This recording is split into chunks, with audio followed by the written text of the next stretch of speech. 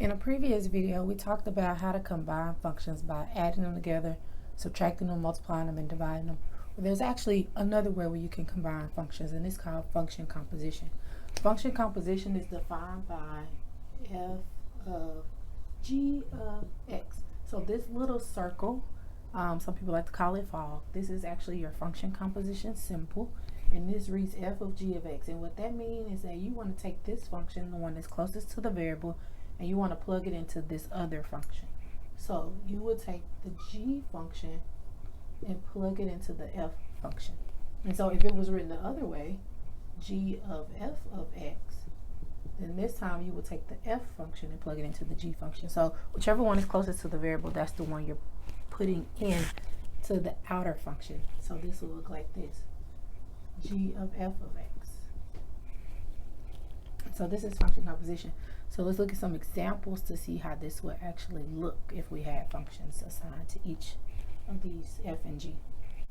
So for this first example, we have f of x equal to 2x minus 6 and g of x equal to 1 over x plus 4. And we want to find two things, actually four things. So we want to find f of g of x and its domain. So that's two things. We want to find g of f of x and its domain. And so we're just going to take it step by step, and let's start with part A. We want to find f of g of x. So remember, this means to take the function that's closest to the variable and plug it into the outer function. So we're going to plug g into the f function. Well, what is the f function? The f function is defined by 2x minus 6. So there was an x here. So instead of having an x, we're now going to have a g of x, because we're plugging the g function into the f function.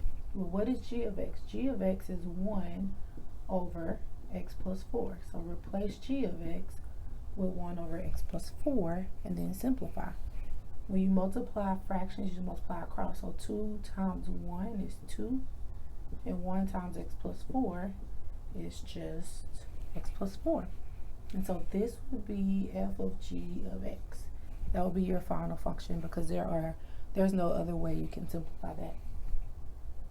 Well, you actually could make this have a common denominator and bring it together, but it's sufficient to leave it like this. And so the next thing we want to do is find its domain. And so remember, when we talked about domain, there were 3 different categories for finding the domain. The first one was one line of stuff. In that case, your domain is all real numbers. The second category was fractions. In that case, the denominator can't be 0. And the third category was radicals, even roots. In that case, what's underneath the root has to be positive or 0. And so this is the case of fractions. So whenever you have a fraction, your denominator cannot be 0. So x plus 4 can't be 0. So solve that for x. X cannot be negative 4. So your domain will look like this: negative infinity to negative 4 union negative 4 to infinity. That says all real numbers except negative 4. So you can plug any number in except negative 4 and actually get a value out for y. And so that would be part A, f of g of x and its domain. So now let's go on to part B. So for part B, we want to do the exact opposite. Instead of finding f of g, we want to find g of f of x. And so this time we're going to take the f function and plug it into the g function. Remember, the one closest to the variable is the one you're going to be plugging in to the one furthest away. So what is g of x? G of x is defined by 1 over x plus 4. So instead of having an x, we're now going to have f of x. Well, what is f of x? F of x is defined by 2x minus 6. And so 2x minus 6 plus 4, you can combine your like terms. That becomes 1 over 2x minus 2. And there's no more that you can simplify or do to that to simplify it. So this would be g of f of x. And so now we want to find the domain. And again, if you go back to your 3 categories, this fits into the category of fractions. So whenever you have a fraction, the denominator cannot be 0. So you'll take the denominator, set it not equal to 0, and then solve that for x. So add 2 to both sides. You get 2x cannot be 2. Then divide by 2. You get x cannot be 1. So your domain will look like this: negative infinity to 1 union 1 to infinity. And so that is g of f of x in its domain. That's how you will find that. Alrighty, so for example 2, we have f of x is equal to x squared plus 2x, and g of x is equal to x minus 4. And we want to find two things. So for part A, we want to find f of g of 6. For part B, we want to find g of f of negative 3. So what's different from this problem than the last one we did is that this one actually has numbers in it. So the last one we did, we kept it in terms of x. This time we're actually going to be plugging numbers in. So for part A, f of g of 6 is the same as saying f of g of 6. So basically you want to figure out what is g of 6 first and then plug it into f. So what is g of 6? So g of 6 requires you to plug in 6 for every x in your g function. So this will be 6 minus 4, which is 2. So I plugged in 6 here, got 6 minus 4, that's 2. And so now I'm going to replace g of 6 with 2. And so now I'm left to find f of 2. F of 2 requires me to replace every x in the f function with the 2. So this will be 2 squared plus 2 times 2.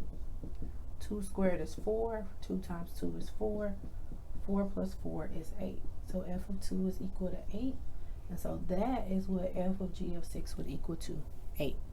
So what do? We plug 6 into the g function first. Whatever result we got, then we plugged it into the f function. Alright, so let's try with part B. For part B, we want to know what is g of f of negative 3.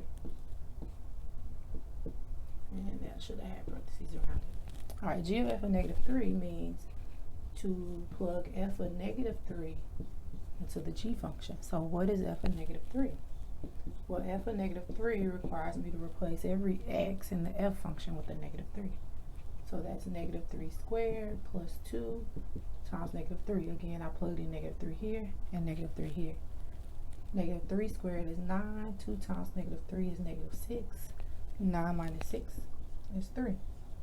So f of negative 3 is 3. So replace f of negative 3 with 3. And so now we take that result and plug it into the g function. G of negative 3 requires me to replace every x in the g function with a 3. And so we get 3 minus 4, which is equal to negative 1. So g of negative 3 is equal to negative 1. So we'll replace that here with negative 1. And so that will be your final answer. And I shouldn't have boxed that because it wasn't our final answer.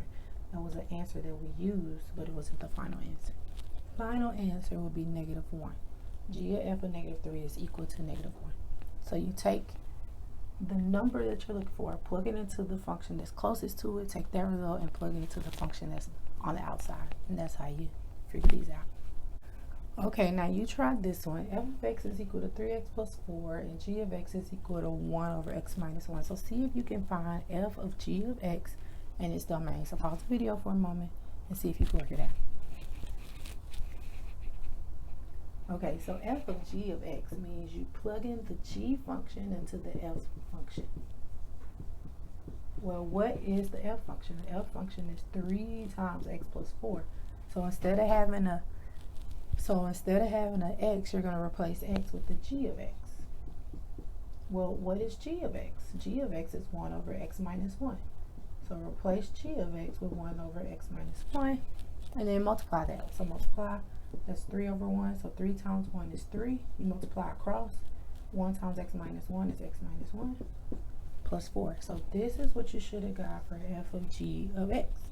And so now if you want to find the domain, you have to figure out which one of the categories this fits into, which it fits into the category of fractions. When you have a fraction, the denominator cannot be 0. So take your denominator, set it not equal to 0, and solve for x. X cannot be 1. So your domain will look like this. Negative infinity to 1, union 1 to infinity. I know you got that one right. If not, go back and look and see where you made your error. Make sure you understand. If you have any questions whatsoever, make sure you include them in the comments below. And also, if you haven't yet, make sure you hit that subscribe button. So, this is function composition.